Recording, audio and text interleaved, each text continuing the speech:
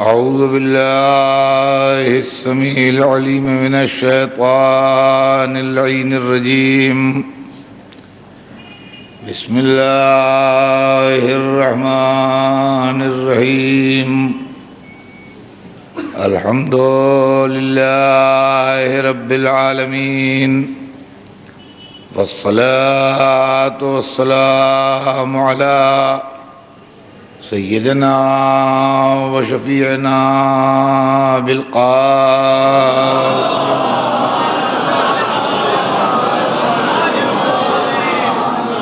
وآله الطيبين الطاهرين المعصومين، ولعنة الله على أعدائهم أجمعين من يومنا هذا إلى يوم الدين. أما بعد، فقد قال الله سبحانه تبارك وتعالى في كتابه المبين وهو أصدق الصادقين: لا إكراه في الدين قد تبين الرشد من الغي. صلوات بھیجتے ہیں محمد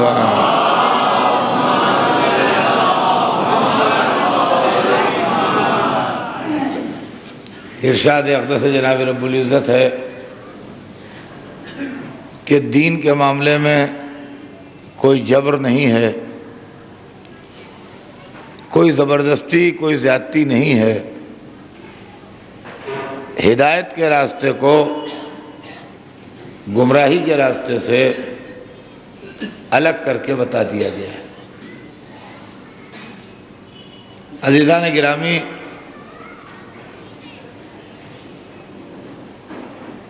میں نے کل سے اپنے مجالس کا سلسلہ اس مسجد میں شروع کر دیا، لیکن کل سبجیکٹ کے متعلق کوئی ایک حرف پڑھا نہیں، صرف سبجیکٹ کا انٹروڈکشن کہ مجھے ان مجالس میں کیا پڑھنا ہے وہ آپ کے سامنے پیش کیا تھا. اور وہ انٹروڈکشن یہ ہے کہ اسلام ہمارے سامنے دو شکلوں میں آتا رہا ہے، اور اسلام کے دو چہرے برابر ہماری نگاہوں کے سامنے 1400 برس سے آ رہے ہیں. اب جبکہ چاروں طرف سے اسلام پر حملے ہیں اور چاروں طرف سے اسلام کی مخالفت کی آوازیں بلند ہیں، تو ہم کو ٹھنڈے دل سے بیٹھ کے تاریخ کی انالیسس کر کے قرآن کی روشنی میں، رسول اللہ کی سیرت پاک کی روشنی میں یہ بات طے کرنا پڑے گی کہ اصلی اسلام کیا ہے. کہیں ایسا تو نہیں ہے کہ اسلام کی نقاب ڈال کے کچھ ظالم، کچھ قاتل، کچھ ٹیررسٹ اسلام میں گھس آئے ہوں، جنہوں نے اسلام کو بدنام کیا ہو، جس کے نتیجے میں آج اسلام کے اوپر بہت سے اعتراض ہو رہے ہیں اور بہت سی شکایتیں پیدا ہو رہی ہیں. تو ضرورت اس بات کی ہے کہ ہم ایک انالیسس کریں اور ایک تجزیہ کریں اور اس بات پر غور کریں کہ ریئل اسلام کیا ہے اور اصلی اسلام کیا ہے. اس لیے کہ یہ تجزیہ آج کی دنیا میں بہت ضروری ہو گیا ہے. یہ سوچ لینا کہ لوگ کہتے ہیں کہنے دو، لوگ بکتے ہیں بکنے دو، یہ بات خالی کافی نہیں ہے. اس کی وجہ یہ ہے کہ ہمیں اس بات کا مستقل ڈر لگا رہتا ہے کہ ایسا نہ ہو کہ ہماری نئی نسلیں اس پروپیگنڈے سے متاثر ہوں اور وہ مذہب کی طرف سے ڈسسیٹسفائیڈ ہو جائیں، غیر مطمئن ہو جائیں، اور اگر ایسا ہوا تو یہ ایسا نقصان ہوگا کہ جو نقصان کا کوئی علاج ہی نہیں ہے۔ لہذا ضرورت اس بات کی ہے کہ آپ ان کو مطمئن کیجئے اور ان کو سمجھائیے کہ اصلی اسلام کیا ہے، اور اسلام کے اندر اگر کوئی گڑبڑ ہے تو اس گڑبڑ کی نشاندہی کی جائے اور اس کو بتایا جائے کہ یہ چیز جو ہے یہ اسلام ہے اور یہ چیز جو ہے یہ اسلام نہیں ہے۔ اور اسلام جو بدنام ہو رہا ہے وہ اسلام کی وجہ سے نہیں بدنام ہو رہا ہے، بلکہ اس چیز کی وجہ سے بدنام ہو رہا ہے جو اسلام نہ ہوتے ہوئے بھی بنام اسلام پیش کی جا رہی ہے اور ہم نے۔ تو یہ مسئلہ ہے جو ان مجالس میں زیر بحث آئے گا اور ہمارے آپ کے درمیان یہ گفتگو رہے گی، اس لیے کہ یہ بات بھی ذہن میں رکھیے کہ مذہب ایک الگ چیز ہے، اور اس کے ساتھ ساتھ کبھی لوگ اپنے سیاسی مقاصد سے مذہب کو استعمال کرتے ہیں۔ یہ ہم آج بھی دیکھ رہے ہیں اور یہ دنیا میں ہمیشہ سے ہوتا آیا ہے۔ مذہب کو پولیٹیکل اور سیاسی اسباب کی بنا پر لوگ اپنے فائدے کے لیے، ذاتی فائدے کے لیے استعمال کرتے ہیں، اور مذہب کو پیش کرتے ہیں اپنے ذاتی فائدوں کے لیے۔ تو ہم کو یہ بھی دیکھنا پڑے گا کہ اس کے اندر مذہب کتنا ہے اور اس کے اندر سیاسی لوگوں کی کارستانیاں کتنی ہیں۔ تو جتنی سیاسی لوگوں کی کارستانیاں ہوں وہ ہٹا دی جائیں، اور جتنا مذہب ہو اس کو رہنے دیا جائے، اور اس کے بعد دیکھا جائے کہ کیا وہ بھی قابل اعتراض ہے یا وہ قابل اعتراض نہیں ہے۔ یہ تمام باتیں ہیں جو غور طلب ہیں۔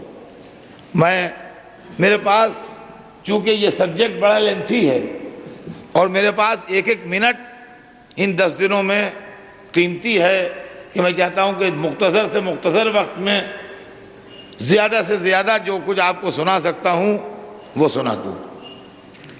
اس لیے بغیر کسی لمبی چوڑی تمہید کے مجھے جو کچھ پیش کرنا ہے وہ میں پیش کرنا شروع کرتا ہوں۔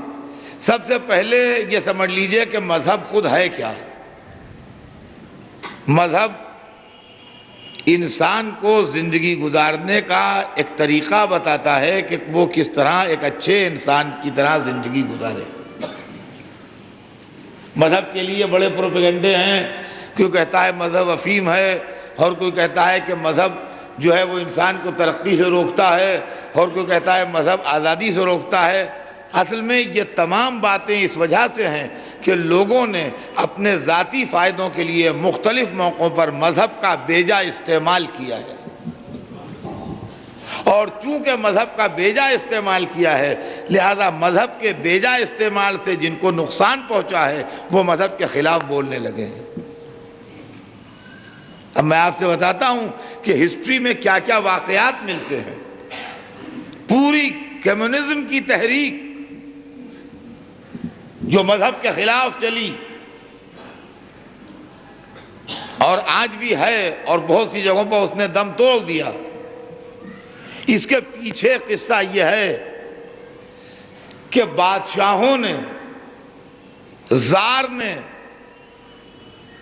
جو روس کا بادشاہ تھا، لوگوں کا استحصال کیا، ان کا حق چھینا، ان کو اچھی زندگی سے محروم کیا۔ ایک خاندان کے پاس دولت جمع ہو گئی بے انتہا، اور غریب عوام تڑپنے لگے اور پریشانیاں اٹھانے لگے۔ ظاہر بات ہے کہ جب دنیا میں ناانصافی کا رواج ہوگا تو لوگوں میں بے چینی اور ڈس سیٹسفیکشن پیدا ہوگا۔ کہ بالکل غور کرتے جائیے گا میرے ایک جملے کو، جب بہت سے لوگ کھانے سے محروم رہ جائیں گے اور ایک میز پر اتنا کھانا چنا ہوگا کہ وہ کھا کے چلے جائیں اور اس کے اندر کوئی کمی کے آثار نہ نمایاں ہوں، تو بھوکوں میں بے چینی پیدا ہونا فطری بات ہے۔ تو جب دنیا میں بادشاہتوں اور اقتدار نے ایسے حالات پیدا کر دیے تو لوگوں نے اس اقتدار کے خلاف آواز اٹھائی، اور جب اس اقتدار کے خلاف آواز اٹھائی تو اس اقتدار نے فوراً سیاسی کارڈ مذہب کا استعمال کیا اور چرچ سے، مذہبی رہنماؤں سے اپنی سپورٹ چاہی۔ مذہبی رہنما ان کے ہاتھوں بکے ہوئے تھے، لہذا انہوں نے ان کی سپورٹ کی کہ برسر اقتدار طبقے کے خلاف یہ موومنٹ غلط ہیں۔ نتیجہ یہ ہوا کہ اس بے عنوانی اور ظلم کے خلاف جن لوگوں نے جب آواز اٹھائی، ہمیشہ برسر اقتدار طبقے نے اور بادشاہوں نے مذہبی رہنماؤں کی مدد سے ان کے موومنٹ کو کچل دیا۔ جب بہت دنوں ان کے موومنٹ کچلے جاتے رہے تو ان کی سمجھ میں یہ آیا کہ جب تک مذہبی سپورٹ رہے گی، جب تک ہمارا موومنٹ کامیاب نہیں ہوگا، لہذا جس ڈال پر ان کا آشیانہ بنا ہے، جب تک یہ ڈال لگی رہے گی تو یہ آشیانہ اپنی جگہ قائم رہے گا، یہ ہٹ نہیں سکتا ہے، لہذا اس ڈال کو کاٹو۔ تو آخری بار جو موومنٹ شروع ہوا وہ زار کے خلاف نہیں تھا، بلکہ وہ مذہب کے خلاف تھا۔ اب جو یہ کمیونزم والی جو تحریک چلی، یہ زار کے خلاف نہیں چلی، یہ مذہب کے خلاف چلی، اور جب انہوں نے عوام الناس کے دماغ سے مذہب کا تصور مٹا دیا تو اب جو زار پر حملہ کیا تو اس کو پروٹیکشن دینے والا کوئی نہیں تھا، وہ اپنے مشن میں کامیاب ہو گئے۔ تو اب دیکھیے، اب وہاں سے یہ بات چلی کہ مذہب افیم ہے اور مذہب انسان کو برا کرتا ہے اور مذہب انسان کو ترقی کو روکتا ہے اور مذہب آگے بڑھانے کو روکتا ہے۔ یہ کس مذہب کی بات ہو رہی تھی؟ یہ اس فرضی مذہب کی بات ہو رہی تھی جو ہمیشہ پیسے لے کے ظالم کو سپورٹ کرتا تھا۔ یہ کسی اصلی مذہب کی بات نہیں تھی۔ دیکھا آپ نے، یہ اصلی مذہب کی بات نہیں تھی، یہ اس مذہب کی بات تھی جو ظالم سپورٹ کے لیے ہر وقت بنام مذہب تیار رہتا تھا۔ یہ اسی طرح سے 7ویں صدی میں یہ واقعہ ہوا دنیا میں کہ لوگوں نے جو اس زمانے کے آج سے 700 برس پہلے، 7ویں صدی میں منہ سے غلط نکل گیا، آج سے 700 برس پہلے یہ واقعہ ہوا کہ دنیا میں جو اس وقت کی سائنس تھی ماڈرن، اس کو لوگوں نے معلوم کیا اور اس کے متعلق اس کو بائبل میں ایڈ کیا، شامل کیا، اور اس کے بعد اس کو بائبل سے نکال کے کہا کہ دیکھو آج سے 1400 برس پہلے جو بائبل میں تھا وہی آج کی سائنس کہہ رہی ہے۔ یہ کام ان مذہبی رہنماؤں نے کیا جو مذہب کی اصلی اسپرٹ سے واقف نہیں تھے، بلکہ مذہب ان کے یہاں پروفیشنل تھا۔ فرمایا ہم نے، مذہب ان کے پاس پروفیشنل تھا، وہ مذہب کی ریئل اسپرٹ سے واقف نہیں تھے، اصلی روح سے واقف نہیں تھے۔ انہوں نے بھلے یہ کام اس لیے کیا ہو کہ وقتی طور سے کچھ لوگ مذہب سے قریب آ جائیں، اور وقتی طور سے کچھ لوگ مذہب سے قریب آ بھی گئے، اور اس کا وقتی طور سے فائدہ بھی پہنچ گیا۔ لیکن بعد میں جب تعلیم آگے بڑھی اور علم آگے بڑھا اور ترقی آگے بڑھی تو اس وقت کے نظریات جو تھے وہ غلط ثابت ہونے لگے۔ جب غلط ثابت ہونے لگے تو سائنسدانوں نے یہ کہا کہ یہ جو مذہبی کتاب میں لکھا ہے یہ غلط ہے، ریئلٹی یہ ہے، اصلیت یہ ہے، اس لیے کہ یہ تو لکھا ہے اور ہم اپنے علم و تجربے کی بنیاد پہ اس چیز کو ثابت کر رہے ہیں، لہذا یہ صحیح ہے وہ غلط ہے۔ اب مذہبی رہنما سچائی کیسے بیان کریں کہ ہم نے بعد میں شامل کیا تھا، یہ اصلی مذہب میں نہیں ہے؟ وہ مذہب کی طرف سے کھڑے ہوئے کہ نہیں یہ غلط کہتے ہیں، یہ جھوٹے ہیں، یہ بے دین ہیں، یہ بے ایمان ہیں، جو کچھ ہے وہ ہم جو کہہ رہے ہیں وہ صحیح ہے، اور یہ تو مذہب کے اور خدا کے اور دین کے خلاف ہیں اور آسمانی کتاب کے اینٹی لوگ ہیں اور یہ خراب لوگ ہیں۔ اب اس موقع پر تھرون نے چرچ کا ساتھ دیا۔ دیکھیے اس وقت بادشاہ نے ساتھ دیا مذہبی رہنماؤں کا، اور اس کے نتیجے میں سائنسدانوں کو قتل کیا گیا۔ گلیلیو، برونو، یہ بڑے بڑے لوگ مارے گئے، اور چرچ نے ان کو بڑی سخت سزائیں دی کہ ججمنٹ میں لکھا گیا کہ چونکہ یہ بڑا لرنڈ آدمی ہے لہذا اس کو اس طرح قتل کیا جائے کہ اس کے جسم کا ایک قطرہ خون کا زمین پر نہ گرے. اور اس کا انٹرپریٹیشن یہ ہوا کہ کیسے ایسے قتل ہو کہ ایک قطرہ خون کا زمین پر نہ گرے. کڑھاؤں میں، بہت بڑے کڑھاؤں میں تیل کھولا کہ اس میں اس کو ڈال دیا جائے تاکہ اس کے جسم کا ایک قطرہ خون کا زمین پر نہ گرے. ایسی ظالمانہ سزائیں بنام مذہب دی گئیں. غور سے سنیے گا آپ، ایسی ظالمانہ سزائیں بنام مذہب دی گئیں، اور اس کا نتیجہ یہ نکلا کہ علم آگے بڑھتا رہا. علم ایک ایسا قافلہ ہے جو کبھی رکے گا نہیں، اور علم ایک ایسی طاقت ہے کہ جو اس سے ٹکرائے گا وہ ہمیشہ چور چور ہو جائے گا، وہ کبھی اس کا مقابلہ نہیں کر سکتا. تو علم کا قافلہ تو چلتا رہا. نتیجہ یہ ہوا کہ آہستہ آہستہ وہ تمام طاقتیں جو تھیں، جو ان پڑھے لکھے لوگوں کے خلاف تھیں، انہوں نے دم توڑ دیا. اور اس کے بعد یہ نظریہ بنا کہ بھائی مذہب تو آدمی کا پرسنل معاملہ ہے، اور سائنس نے تو مذہب کو غلط ثابت کر دیا ہے. اب جس کا دل چاہے ذاتی طور سے مذہب کو مانے، جس کا دل چاہے مذہب کو نہ مانے.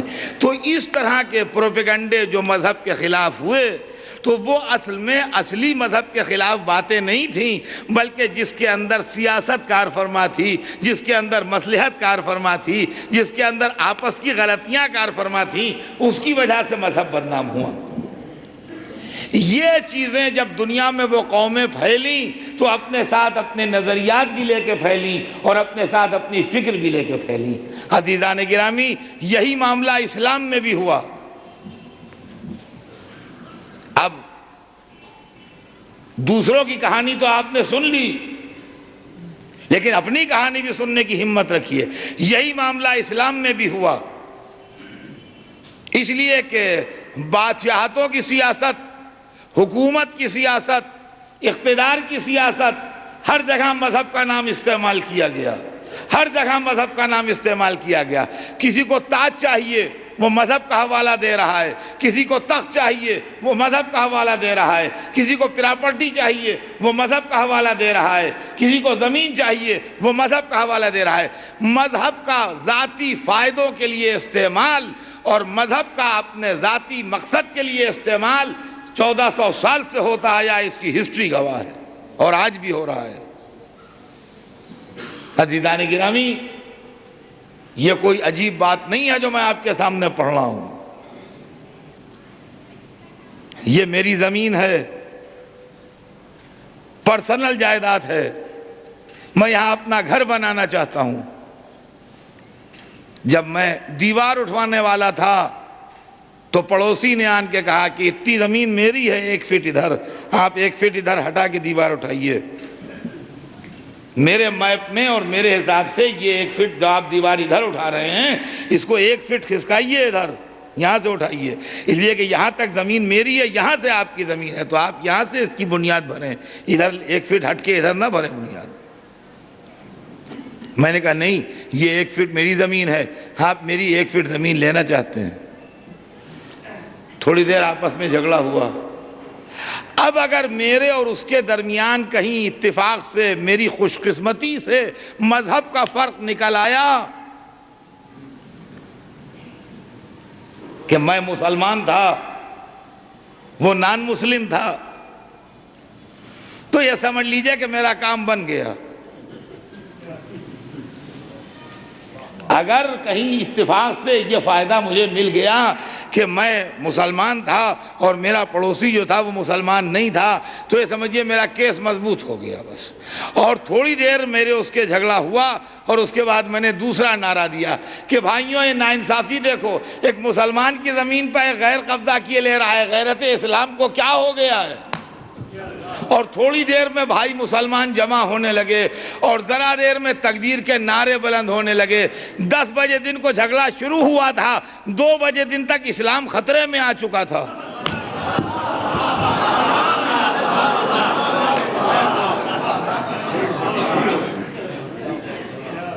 2 بجے دن تک اسلام خطرے میں آ چکا تھا.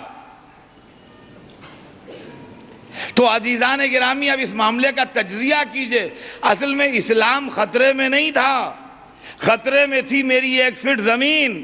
لیکن اگر میں یہ کہتا کہ بھائیوں آؤ، میری 1 فٹ زمین خطرے میں ہے، تو کوئی اس مجمع میں مڑ کے بھی نہ دیکھتا، آپ جانیے، آپ کا کام جانے، ہم کیا کریں، آپ کی 1 فٹ زمین خطرے میں ہے، ہمیں اپنے کام پر جانا ہے، ہمیں جانے دیجئے۔ تو ایک آدمی نہ جمع ہوتا، لیکن جب میں نے اسلام کے نام پر بلایا تو سارے مسلمان چلے آئے۔ تو خطرے میں ہوتی ہے زمین، آ جاتا ہے خطرے میں اسلام۔ تو عزیزان،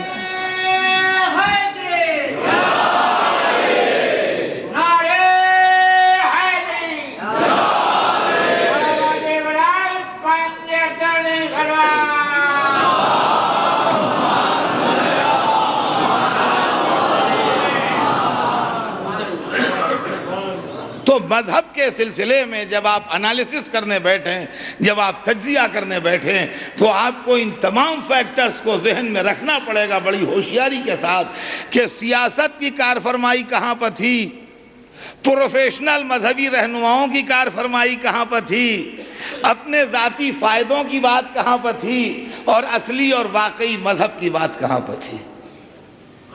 فرمایا ہم نے اس لیے کہ مذہب جو تعصب کی دیواریں گرانے آیا تھا، آج تعصب کی دیواریں اٹھانے کے لیے استعمال ہو رہا ہے۔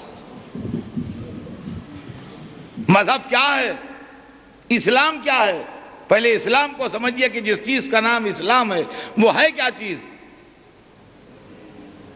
آج اسلام کا لفظ استعمال ہوتا ہے مسلم اور نان مسلم کے ساتھ، ٹرم کے ساتھ، کہ یہ مسلمان ہیں، یہ غیر مسلمان ہیں، یہ مسلمان ہیں، یہ ہندو ہیں، یہ کرسچین ہیں، یہ جیو ہیں، یہ پارسی ہیں، یہ فلاں ہیں، یہ ڈھمک ہیں۔ یہ دیواریں اٹھائی ہیں انسانوں نے، یہ دیواریں مذہب نے نہیں اٹھائی ہیں، یہ ہم نے مذہب کے نام پر اپنے فائدے کے واسطے اٹھائی ہیں۔ اس کو سمجھیے، مذہب کبھی لڑوانے کے لیے نہیں آتا ہے، مذہب ہمیشہ ملانے کے لیے آتا ہے۔ مذہب کبھی جھگڑا کرانے کے لیے نہیں آتا ہے، مذہب ہمیشہ جھگڑے کو ختم کرنے کے لیے آتا ہے۔ مذہب دیواریں اٹھانے نہیں آتا ہے، مذہب دیواریں ڈھانے آتا ہے۔ لیکن ہوتا کیا ہے کہ اگر ہم فیئر ہیں تو آپ ہمیں 10 آدمیوں کے ساتھ رکھ دیجئے، ہمیں پریشانی نہیں ہوگی۔ لیکن اگر ہم انفیئر ہیں تو ہم کہیں گے ہمیں الگ روم دیجئے، ہم سب کے ساتھ نہیں رہیں گے۔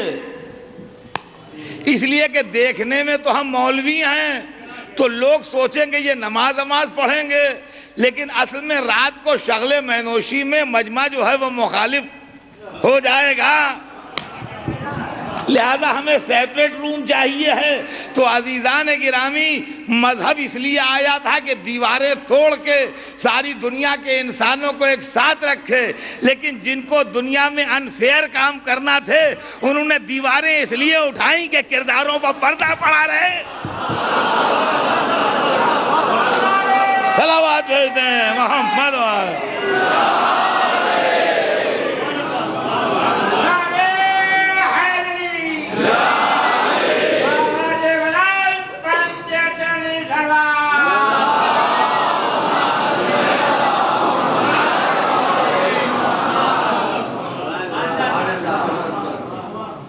کرداروں میں پردہ پڑا رہے۔ مذہب انسان کو انسان بنانے کی ایک الہی تحریک ہے۔ مذہب انسان کو انسان بنانے کا ایک آسمانی موومنٹ ہے۔ مذہب کو آپ کیا سمجھتے ہیں؟ مذہب اس لیے آیا ہے کہ ایک دوسرے پر ظلم نہ کرے، مذہب اس لیے آیا ہے کہ ایک دوسرے کو ستائے نہیں، مذہب اس لیے آیا ہے کہ ایک دوسرے کا خون نہ چوسے، مذہب اس لیے آیا ہے کہ ایک دوسرے کا حق نہ کھا جائے۔ مذہب کا مقصد انسان کو کنٹرول کرنا ہے۔ اللہ نے یہ کائنات بنائی ہے، اس کائنات کا سب سے طاقتور، سب سے پاورفل مخلوق جو ہے وہ انسان ہے۔ کائنات میں جتنے اور ہیں وہ سب ایک نظام کے تابع ہیں جو چل رہے ہیں۔ سردی کا زمانہ ہے تو سردی ہوگی، گرمی کا زمانہ ہے تو گرمی ہوگی۔ اور کائنات میں جتنے مخلوق ہیں سب کے متعلق ہمیں سب ڈیٹیل معلوم ہے، اور کبھی جو ڈیٹیلز ہمیں معلوم ہے اس میں گڑبڑ نہیں ہوتی۔ کون سمندر کتنا گہرا ہے معلوم ہے، کون پہاڑ کتنا اونچا ہے معلوم ہے، کس زمانے میں کون سی چیز بوئی جاتی ہے اور اگتی ہے معلوم ہے، انگور کس علاقے میں پیدا ہوتا ہے، انار کس علاقے میں پیدا ہوتا ہے، کھجور کیسے علاقے میں پیدا ہوتی ہے، آم کیسے علاقے میں پیدا ہوتا ہے، ناریل کیسے علاقے میں پیدا ہوتا ہے، انسان کو ساری ڈیٹیلز معلوم ہے۔ کبھی آم پیدا کرنے والی زمین پر ناریل نہیں بوتا آدمی، کبھی ناریل پیدا کرنے والی زمین پر آم نہیں بوتا آدمی۔ ڈیزرٹ میں کون سی چیزیں پیدا ہوتی ہیں، سمندر کے ساحلوں پر کون سی چیزیں پیدا ہوتی ہیں، پہاڑی علاقوں میں کون سی چیزیں پیدا ہوتی ہیں، سب انسان کو ڈیٹیلز معلوم ہے۔ جانوروں کے متعلق سب تفصیل معلوم ہے، کون کون سے سانپ زہریلے ہیں، کون سے سانپ زہریلے نہیں ہیں، آدمی کو تفصیل سے معلوم ہے۔ کن جانوروں سے کون سے کام لیے جاتے ہیں، سب آدمی کو معلوم ہے۔ کون جانور پالو بنا کے انسان کے کام میں استعمال ہوتے ہیں، کون جانور ایسے ہیں جو پالو نہیں بنائے جا سکتے اور جنگلی جانور ہیں، آدمی کو معلوم ہے۔ شیر کیسا ہے، اس کا نیچر کیا ہے، سب ڈیٹیل آپ کو کتابوں میں مل جائے گی۔ لیکن کبوتر کا کتنا انوسنٹ جانور ہے، سب آپ کو معلوم ہو جائے گا، لیکن انسان کے متعلق کچھ نہیں معلوم۔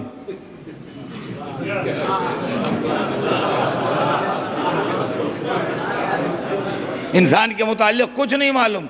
کون سمندروں سے زیادہ گہرا ہے ہمیں نہیں معلوم، کون پہاڑوں سے زیادہ اونچا ہے ہمیں نہیں معلوم، کون کبوتر سے زیادہ انوسنٹ ہے ہمیں نہیں معلوم، کون سانپ سے زیادہ زہریلا ہے ہمیں نہیں معلوم،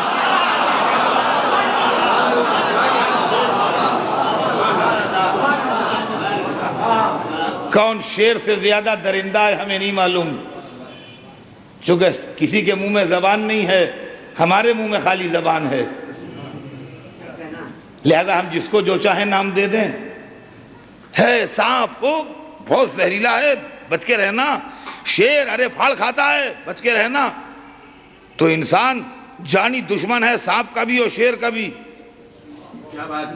انسان سانپ کا بھی جانی دشمن ہے، جہاں دیکھے گا لاٹھی لے کے دوڑے گا، اور شیر کو بھی لاٹھی سے تو خیر نہیں بھاگتا شیر، مگر پھر بھی وہ ترکیب کرتا ہے کہ شیر کو جہاں کہیں ملے مار ڈالے۔ شیر سے بھی ڈرتا ہے، سانپ سے بھی۔ وہ کہتا ہے بھائی شیر درندہ ہے، پھاڑ کھاتا ہے، مار ڈالتا ہے، اور سانپ ڈس لیتا ہے۔ لیکن آپ یقین مانیے کہ جو شیر کے ماہر ہیں اور شکاروں کے ماہر ہیں، ان کی کتابیں آپ پڑھیے تو آپ کو سب معلوم ہو جائے گا۔ جو اتنی بڑے مجمع میں لوگ بیٹھے ہوں گے جو جانتے ہوں گے کہ اگر مینیٹر ہو جائے اور وہ ایک آدمی کو کھا لے ایک دن میں، تو پھر 2-3 دن سوئے گا، اس کے بعد پھر جب اسے بھوک ستائے گی تو نکلے گا۔ سانپ کے منہ میں ایک مخصوص مقدار زہر کی ہے، اور اسی میں سے وہ جب آدمی کو کاٹتا ہے تو تھوڑا سا انجیکٹ کر دیتا ہے باڈی میں آدمی کی، اس سے آدمی مر جاتا ہے۔ تو مان لیجئے کہ اگر 5 ڈراپ اس کے منہ میں ہیں اور 1/4 ڈراپ ایک آدمی کے مرنے کے لیے کافی ہے، تو 20 آدمیوں کو جب تک کاٹے گا جب تک تو وہ مر جائیں گے 20، لیکن جب 21ویں آدمی کو کاٹے گا تو وہ آدمی نہیں مرے گا، اس لیے کہ وہ زہر اس کے پاس ختم ہو چکا ہوگا۔ اب جب فطرت فیاض اس کو پھر وہ تحفہ دے تو پھر وہ سانپ زہریلا ہوگا، لیکن اب 21ویں آدمی سے لے کے جتنوں کو کاٹتا چلا جائے گا ان میں سے کوئی بھی مرنے والا نہیں ہے، اس لیے کہ اس کے پاس زہر ختم ہو چکا ہے۔ تو معلوم ہوا سانپ بھی ایک حد تک نقصان پہنچا کے پھر نقصان نہیں پہنچا سکتا، اور شیر بھی ایک حد تک نقصان پہنچا کے نقصان نہیں پہنچا سکتا، لیکن انسان لاکھوں کو مارتا چلا جائے اور خون کی پیاس نہ بجھے،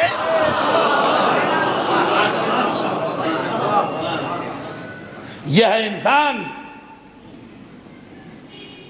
یہ ہے انسان کہ لاکھوں کو مار ڈالے، شہر کے شہر جلا دے اور اس کے بعد بھی خون کی پیاس نہ بجھے، اس کا نام انسان ہے۔ تو یہ عجیب و غریب مخلوق ہے جس کا نام انسان ہے، ہر چیز معلوم ہے۔ اب خیر یہاں کا تو موسم دوسرا رہتا ہے، ہمارے یہاں لکھنؤ میں سردی اب کی بہت تیز پڑی، مگر یہ کہ جنوری دسمبر میں ہمیشہ سردی ہوتی ہے اور جون جولائی میں ہمیشہ گرمی ہوتی ہے۔ تو جب کبھی آپ لکھنؤ جون جولائی میں آئیے تو قطعاً کوئی سویٹر یا کوئی گرم کپڑا لے کے نہ آئیے گا، خالی لادنا پڑے گا اور کچھ نہیں. بالکل مہین کرتے اور بالکل ٹھنڈے سے ٹھنڈے کپڑے جو ہوتے ہیں وہاں پاس وہ لے کے آئیے اگر لکھنؤ جون جولائی میں آئیے. اور اگر کبھی جنوری دسمبر میں آئیے لکھنؤ تو جو بھی آپ کے پاس گرم سامان ہو وہ ضرور لائیے، اس لیے کہ ورنہ آپ پریشان ہو جائیں گے وہاں کی سردی سے. تو دسمبر جنوری میں لکھنؤ میں ہمیشہ سردی رہتی ہے، اور جون جولائی میں لکھنؤ میں ہمیشہ گرمی رہتی ہے اور پسینہ بہتا ہے. یہ موسم ہیں جو معلوم ہے، اطمینان ہے، یقین ہے کہ جون جولائی میں سردی نہیں ہوگی اور دسمبر جنوری میں گرمی نہیں ہوگی. لیکن انسان کب جنوری سے جون ہو جائے،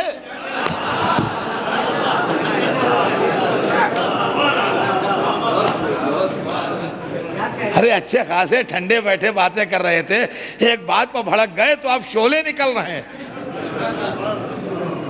کوئی بھروسہ ہی نہیں. اور عزیزان گرامی اس کی طاقت میں آپ سے کیا بتاؤں کہ طاقتور کتنا ہے. دنیا میں جتنے بھی ہیں مشینیں ان کی طاقت ہے. یہ جو کاریں آپ خریدتے ہیں اس میں بھی اتنا ایسا اتنے ہارس پاور اور اتنے ہارس پاور سب ہے کہ نہیں. یہ ریل کے جو انجن چلتے ہیں 19 بوگیوں کا لوڈ گھسیٹتے ہیں، ان کی بھی ایک طاقت.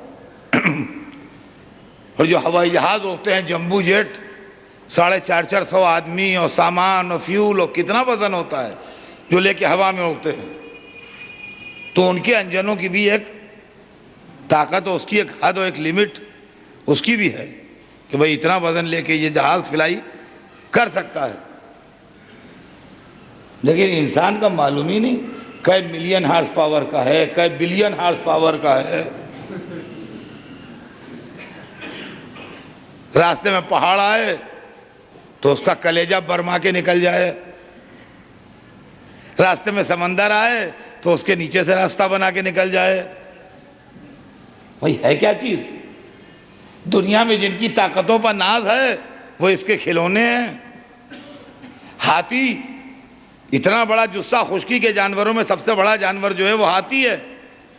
گھوڑے کو لگام لگا کے چلاتا ہے، اونٹ اس سے بڑا ہے، ایک نکیل لگا کے کھینچتا ہے. ہاتھی سب سے بڑا ہے، نہ لگام لگاتا ہے نہ نکیل لگاتا ہے، پیر کے انگوٹھے سے چلاتا ہے.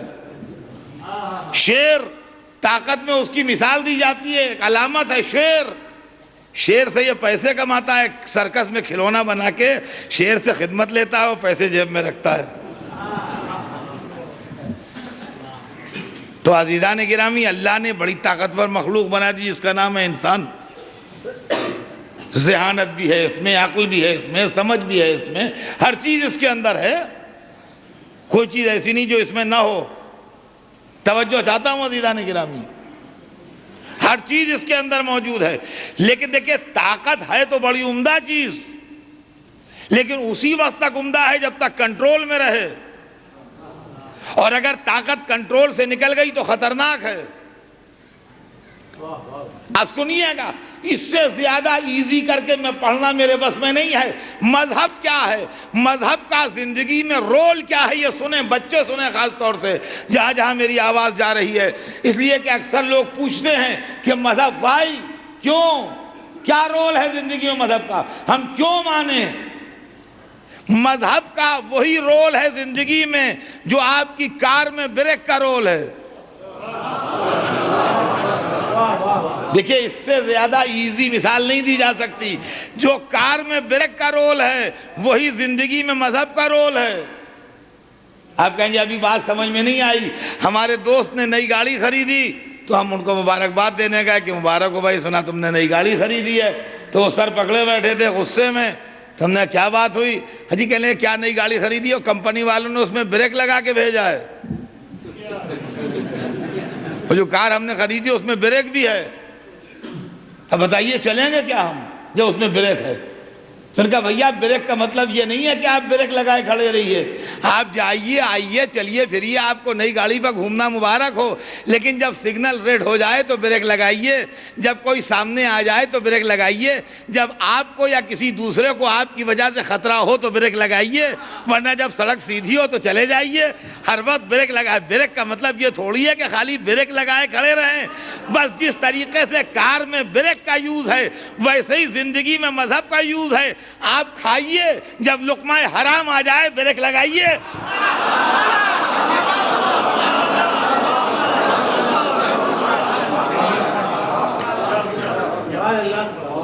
آپ سنیے، جب غیبت آ جائے بریک لگائیے۔ آپ بولیے، جب جھوٹ آ جائے بریک لگائیے۔ سمجھے آپ زندگی مذہب کا کیا رول ہے؟ تو مذہب انسان کو ایک اچھا انسان بنانا چاہتا ہے۔ مذہب کا مقصد ہے کہ انسان ایک اچھا انسان بنے۔ جس وقت اسلام آیا ہے عرب میں، تو اس وقت عرب میں دیواریں اٹھی ہوئی تھیں جن سے انسانیت کا سر زخمی ہو رہا تھا۔ یہ کالا ہے، یہ گورا ہے، یہ غریب ہے، یہ امیر ہے، یہ عرب ہے، یہ عجم ہے، یہ خاندانی ہے، یہ غیر خاندانی ہے۔ اور ان بنیادوں کے اوپر جو ڈسکرمنیشن تھا اس سے انسانیت فریاد کر رہی تھی، انسانیت کراہ رہی تھی۔ مذہب دیواریں گرانے کے واسطے آیا تھا۔ مذہب ایک اچھائی، خیر اور نیکی کا موومنٹ تھا کہ رنگ کی بنیاد پر، نسل کی بنیاد پر، خاندان کی بنیاد پر، دولت کی بنیاد پر، ماں باپ کی بنیاد پر، رشتہ داریوں کی بنیاد پر تمہیں دوسرے کو چھوٹا سمجھنے کا حق نہیں ہے۔ تمہیں دوسرے انسان سے خدمت لینے کا حق نہیں ہے۔ تمہیں دوسرے انسان پر ظلم کرنے کا حق نہیں ہے۔ اس لیے کہ تمہارا کلر وائٹ ہے، اس کا کلر بلیک ہے، لہذا تم سپر ہو۔ یہ گراؤنڈ نہیں بن سکتی تمہارے سپر ہونے کی۔ تم فلاں خاندان میں پیدا ہوئے ہو، وہ فلاں خاندان میں پیدا ہوا ہے، لہذا زندگی بھر تم عیش سے بیٹھے رہو اور زندگی بھر وہ تمہارے آگے ہاتھ جوڑے کھڑا رہے، یہ بنیاد نہیں ہو سکتی۔ چنانچہ یہی چیز قرآن پاک نے کہی کہ ایھا الناس۔ دیکھیے مذہب کیا ہے، سنیے۔ مذہب میرے آپ کے کیریکٹر سے نہیں سمجھ میں آئے گا، اور جو لوگ میرے آپ کے کیریکٹر سے مذہب کو سمجھنا چاہتے ہیں یا غلطی کرنا چاہتے ہیں یا شرارت کرنا چاہتے ہیں، بھائی یا اگر ناسمجھی میں سمجھ رہے ہیں کہ اطہر صاحب کا کیریکٹر اسلام ہے تو غلطی کر رہے ہیں، یا ان کو کوئی شرارت مقصود ہے تو وہ میرے کیریکٹر کو ہائی لائٹ کر کے اس کو برا کہنا چاہتے ہیں، اس لیے کر رہے ہیں۔ تو اگر سادہ لو ہیں تو غلطی کر رہے ہیں، اور اگر جان بوجھ کے کر رہے ہیں تو شرارت کر رہے ہیں۔ اب سنیے، قرآن جو ہے وہ بنے گا اسلام کی دلیل کہ ریئل اسلام کیا ہے۔ تو قرآن کہتا ہے کہ ایھا الناس انا خلقناکم من ذکر و انثی وجعلناکم شعوبا وقبائل لتعارفوا ان اکرمکم عند اللہ اتقاکم۔ دیکھیے یہ ہے اسلام، لیکن میری سمجھ میں نہیں آتا کہ جو لوگ قرآن کی اسٹڈی کر رہے ہیں آج کل اور یہ کہہ رہے ہیں کہ یہ آیت نکال دو اور یہ آیت شامل کر دو اور یہ گھٹا دو اور یہ بڑھا دو، ان کی سمجھ میں یہ آیت کیوں نہیں آتی؟ سنیے کیا کہہ رہا ہے اسلام۔ ایھا الناس، نہ یا ایھا الذین آمنوا ہے، نہ یا ایھا الذین اسلموا ہے، نہ عربوں سے خطاب ہے، نہ ایرانیوں سے خطاب ہے، بلکہ اے انسانوں، عام خطاب عام ہے، اے انسانوں۔ اب انسان عرب بھی ہیں، انسان عجم بھی ہیں، انسان ہندوستانی بھی ہیں، انسان افریقہ کے لوگ بھی ہیں، انسان امریکہ کے لوگ بھی ہیں، انسان یورپ کے لوگ بھی ہیں، انسان تبت کے پہاڑیوں پر بھی رہتے ہیں، انسان دیوارے چین کے ادھر بھی رہتے ہیں، سبھی جگہ انسان ہیں۔ اے انسانوں، تاکہ کوئی ایک یہ نہ کہے کہ ہم کو آواز نہیں دی گئی، ہم نہیں بلائے گئے، ہم مخاطب نہیں ہوئے۔ اے انسانوں، یہ کون بول رہا ہے؟ اللہ بول رہا ہے۔ جس نے بنایا ہے اپنے بندوں کو وہ بول رہا ہے۔ اے انسانوں، انا خلقناکم، ہم نے تمہیں خلق کیا ہے، ہم نے تمہیں خلق کیا ہے، ہم نے تمہیں پیدا کیا ہے۔ کیسے پیدا کیا ہے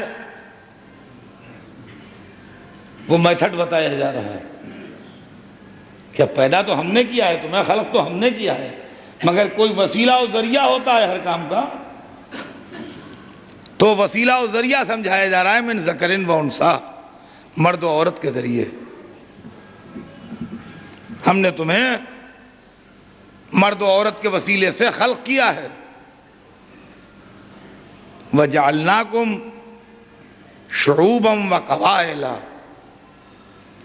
اور تمہارے اندر مختلف سیکٹس، مختلف قبیلے، مختلف ٹرائبس، مختلف لائنز قرار دی ہیں۔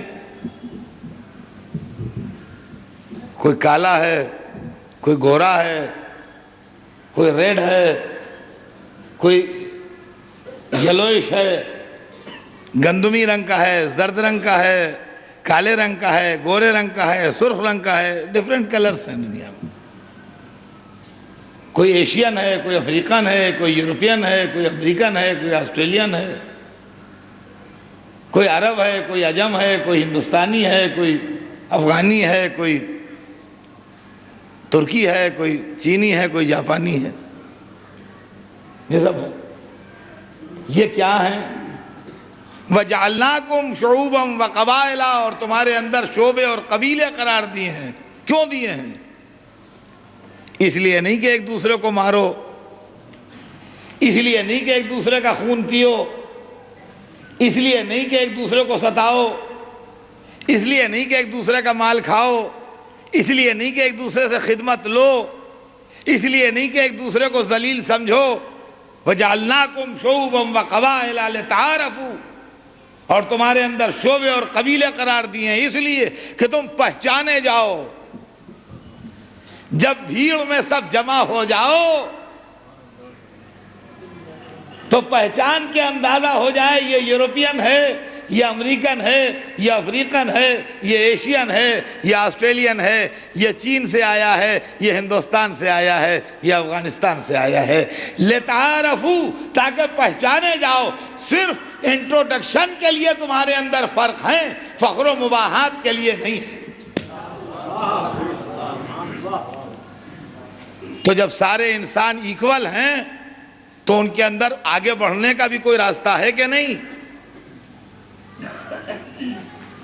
جب سب ایکول ہو گئے، برابر ہو گئے، تو اب اس کے اندر کوئی رائز بھی کر سکتا ہے۔ تو اب آگے بڑھنے کا راستہ بتایا کہ اب اگر آگے بڑھنا چاہتے ہو تو خاندان کی بنیاد پر نہ بڑھنا، دولت کی بنیاد پر نہ بڑھنا، طاقت کی بنیاد پر نہ بڑھنا، جتھے کی بنیاد پر نہ بڑھنا، قوت کی بنیاد پر نہ بڑھنا۔ اِنَّ أَكْرَمَكُمْ عِنْدَ اللَّهِ أَتْقَاكُمْ، اللہ کے نزدیک زیادہ عزت والا وہ ہے جو اللہ سے زیادہ ڈرتا ہو۔ اب سمجھئے، جو اللہ سے زیادہ ڈرے گا وہ انسانوں کو کم ستائے گا، جو انسانوں کو کم ستائے گا وہی بہترین بندہ بن کے دنیا کے سامنے آئے گا۔ پہچانے آپ مذہب کیا ہے؟ مذہب دیواروں کو گرانے آیا ہے۔ آج ہم نے مذہب کو یہ تصور دیا کہ یہ تو جھگڑالو چیز ہے، یہ تو فساد پیدا کرنے والی چیز ہے، یہ تو اختلافات ابھارنے والی چیز ہے۔ یہ جو اختلافات ہوتے ہیں، یہ جو جھگڑے ہوتے ہیں، یہ جو فساد ہوتے ہیں، یہ جو قتل و غارت گری ہوتی ہے، یہ سیاست کے کھیل ہیں، مذہب کے کھیل نہیں ہیں۔ اس کی وجہ یہ بھی سن لیجئے کہ مذہب مخالف طبقہ کیوں پیدا ہوتا ہے۔ جب مذہب اتنی اچھی چیز ہے کہ ہر ایک کو اس کا حق دلا رہا ہے، ہر ایک کے ساتھ اچھائی کر رہا ہے، ہر ایک کو پراپر رسپیکٹ دے رہا ہے، ہر ایک کو برابر عزت دے رہا ہے، تو پھر مذہب مخالف طبقہ پیدا ہونے کے معنی کیا؟ یہ تو چاہیے کہ آدمی دوڑ کے جلدی سے اسے گلے لگائے۔ مذہب مخالف ہمیشہ وہی طبقہ ہوتا ہے جو دوسروں کی کمزوریوں سے فائدہ اٹھاتا ہے۔ دیکھیے، میں آپ کے سامنے جو چیز پڑھ رہا ہوں اس کو آپ غور سے سنیں، اور جہاں جہاں میری آواز دنیا میں جا رہی ہے وہاں کے بچے اس کو غور سے سنیں کہ مذہب مخالف ہمیشہ وہ طبقہ ہوتا ہے کہ جو انسانوں کا استحصال کرتا ہے، انسانوں کی کمزوریوں سے فائدہ اٹھاتا ہے۔ اس لیے کہ ابھی تک یہ 10 آدمی جو تھے یہ سمجھتے تھے کہ ہم اطہر صاحب کی خدمت کے لیے خلق ہوئے ہیں، اور اطہر صاحب بھی یہ سمجھتے تھے کہ یہ 10 آدمی اس لیے ہیں کہ ہماری خدمت کریں، اور ہم اس لیے اللہ نے ہمیں بنایا ہے کہ ہم ان سے خدمت لیں۔ یہ تو ان کا پیدائشی حق ہے کہ ہماری خدمت کریں، اور ہمارا پیدائشی حق ہے کہ ہم ان سے خدمت لیں۔ اب جو ایک آواز آئی کہ یہ 10 آدمی اور اطہر صاحب 11ویں سب برابر ہیں، تو اطہر صاحب کے مرچیں لگ جائیں گی کہ نہیں کہ ہمارے پشتینی خادموں کو ہم سے چھین رہے ہو؟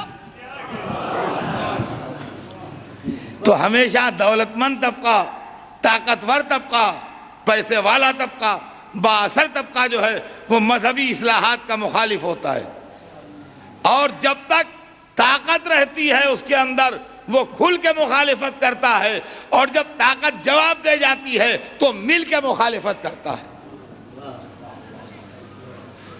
عزیزان گرامی، یہی اسلام کی کہانی بھی ہے کہ جس وقت حضور سرور کائنات نے مکے میں صلوات بھیجتے ہیں محمد،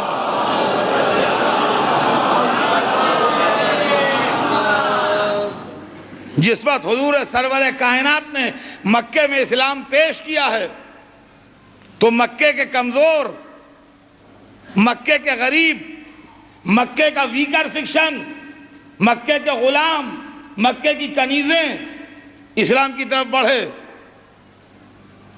لیکن مکے کے بڑے لوگ، مکے کے مالدار لوگ، مکے کے سردار لوگ اسلام کے مخالف ہوئے۔ کیوں مخالف ہوئے؟ اس لیے مخالف ہوئے کہ ان کو یہ بات برداشت نہیں تھی کہ انسانیت کی بنیاد کے اوپر آقا اور غلام ایک کر دیے جائیں، انسانیت کی بنیاد کے اوپر کالے اور گورے ایک کر دیے جائیں، انسانیت کی بنیاد کے اوپر غریب اور امیر ایک دسترخوان پر بیٹھ کے کھانا کھائے۔ لہذا انہوں نے مخالفت کی۔ 20 برس تک رسول کے پیغام کی مخالفت سامنے آن کے کرتے رہے، لیکن جب حق کا سیلاب ان کو ڈبونے لگا تو انہوں نے فوراً اپنا نقشہ بدل دیا اور اب اسلام کے اندر شامل ہو کے اسلام کی مخالفت شروع کر دی۔ عزیزان گرامی، یہ ہے اسلام کی کہانی۔ اسلام کے اندر شامل ہو کے اسلام کی مخالفت شروع کر دی، ورنہ اسلام کہاں اور ملوکیت کہاں؟ یزید کی بادشاہت سے اسلام کا رشتہ کیا؟ یزید کی بادشاہت سے اسلام کا رشتہ کیا، آپ مجھے بتائیے۔ بات آج یہیں پر تمام ہوگی، کل آگے بڑھے گی، اس لیے کہ آج کا وقت تمام ہوا۔ لیکن میں آپ سے پوچھتا ہوں اور سارے عالم اسلام سے پوچھتا ہوں، کب تک حقائق کو چھپائیے گا؟ اب وقت آ گیا ہے کہ آنکھوں میں آنکھیں ڈال کے سچائیوں کا مقابلہ کرے آدمی۔ شترمرغ کے لیے مشہور ہے کہ ریت میں اپنا منہ چھپا کے سمجھتا ہے کہ میں چھپ گیا،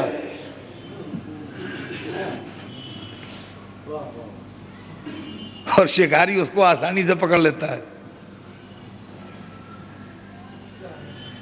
سوچئے آپ، یزید کی بادشاہت سے اسلام کا رشتہ کیا؟ اسلام میں کہاں بادشاہت ہے؟ یہاں تو عبدیت پر ناز ہے، بھائی اسلام کی سب سے بڑی شخصیت، سب سے عظیم شخصیت حضور سرور کائنات کی ذات اقدس ہے۔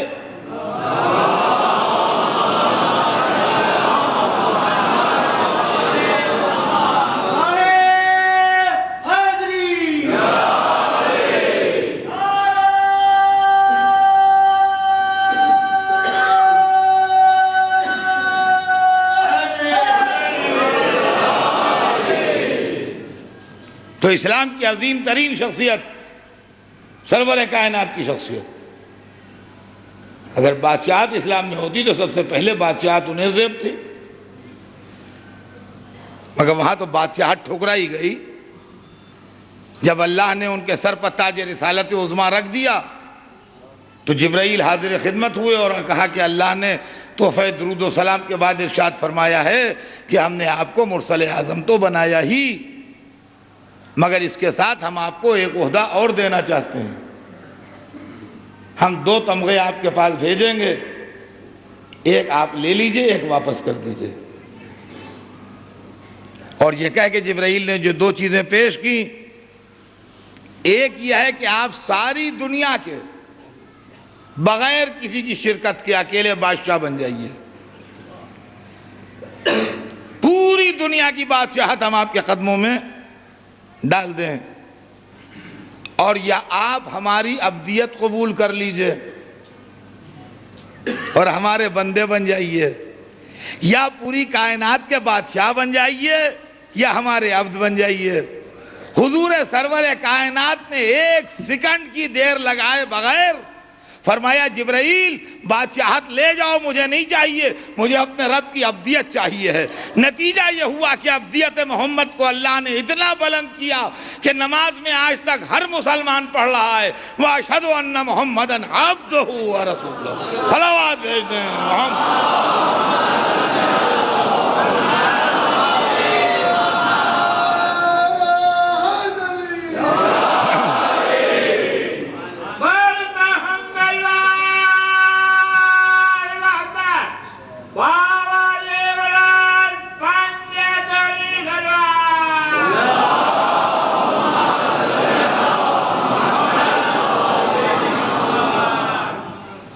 تو عزیزان گرامی، یزید کی بادشاہت سے اسلام کا رشتہ کیا، اور کہاں یزید اور کہاں اسلام؟ شاید یہی وہ چیز تھی کہ اسلام کے حقیقی نمائندے نے اپنی جان دے کے دنیا پر یہ ثابت کر دیا کہ جب کبھی اس بات کی تحقیق ہوگی کہ اصلی اسلام کیا ہے تو یہ دونوں کردار سامنے آ جائیں گے۔ عزیزوں، آج اسی قربانی کی یاد کی پہلی رات ہے۔ ابھی آپ نے اعلان سنا، محرم کا چاند آسمان پر نمودار ہو چکا۔ یہ وہی چاند ہے جس چاند میں سیدہ کے گھر کے چاند ستارے غروب ہو گئے۔ یہ وہی چاند ہے جس چاند میں بنی ہاشم کا چاند نہر فرات کے کنارے سو گیا۔ یہ وہی چاند ہے جس چاند میں لیلا کے چاند نے سینے پر برچھی کھائی، اور یہ وہی چاند ہے جس چاند میں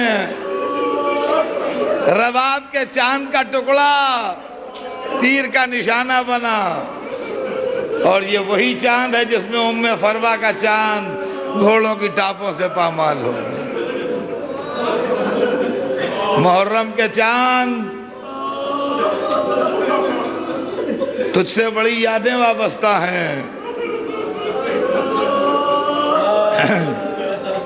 حدیث میں ہے کہ امام جعفر صادق علیہ السلام جب محرم کا چاند ملاحظہ فرماتے تھے تو بآواز بلند گریہ فرماتے تھے،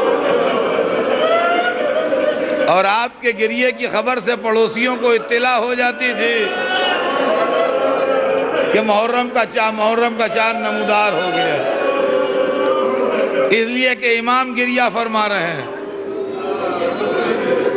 اور عزیزان گرامی،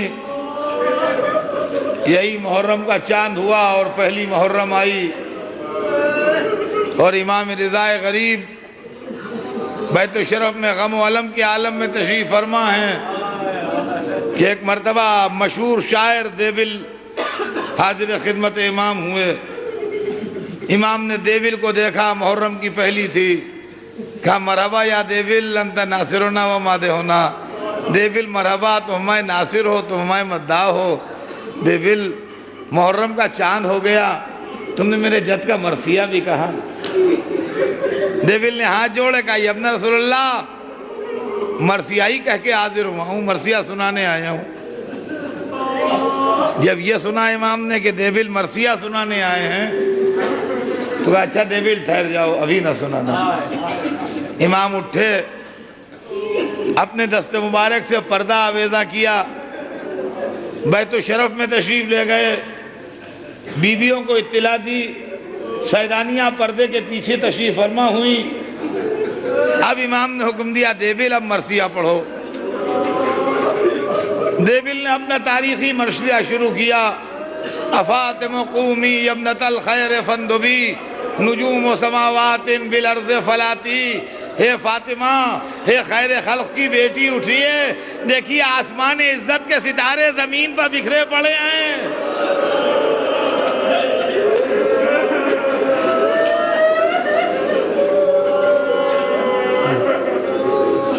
دیول مرثیہ پڑھ رہے تھے، امام گریہ فرما رہے تھے. مخدرات عصمت و طہارت پردے کے پیچھے گریہ فرما رہی تھی. یہاں تک کہ دیول کا مرثیہ منزل و منزل آگے بڑھا، اور جب تمام ہوا تو یہ سمجھ لیجئے 8ویں امام کا زمانہ تھا. دیول نے مرثیہ یہاں تک پڑھا کہ کوئی مدینے میں سو رہا ہے، کوئی نجف میں آرام کر رہا ہے، کوئی کربلا میں سو رہا ہے، کوئی بغداد میں سو رہا ہے. امام موسیٰ کاظم علیہ السلام تک کے تذکرے کو مرثیہ تمام ہوا. جب دیول مرثیہ پڑھ چکے تو امام نے ایک شعر کا اضافہ کیا، وَقَبْرٌ بِتُوسٍ يَا لَهَا مِن مُصِیبَةٍ. ایک قبر توس میں بھی ہے، ہائے اس کی مصیبت جو سب سے الگ سو رہا ہے. کہا دیول اس شعر کو اس مرثیہ میں شامل کر لو. دیول نے شعر شامل کیا اور اس کے بعد ایک دفعہ کہنے لگے یا ابن رسول اللہ، میں آپ کے گھر کا پرانا خادم ہوں، آج تک مجھے نہیں معلوم ہوا یہ کون ہے جو زمین توس پر سو رہا ہے. کہا دیول تو صحیح کہتا ہے، تجھے کیسے معلوم ہوگا؟ یہ میں اپنی قبر بننے کی خبر دے رہا ہوں. با اتنا سننا تھا کہ دیول نے شعر بھی پڑھ دیا. شعر پڑھا، اندر سے کنیز آئی، اے دیول چپ ہو جا، امام رضا کی بہن کو غش آ گیا. میں کہوں گا اے امام رضا کی بہن، بھائی کی خبر شہادت نہ سنی؟ ہائے حسین کی بہن، ہائے شہزادی زینب، بھائی کے سر کو نیزہ طویل.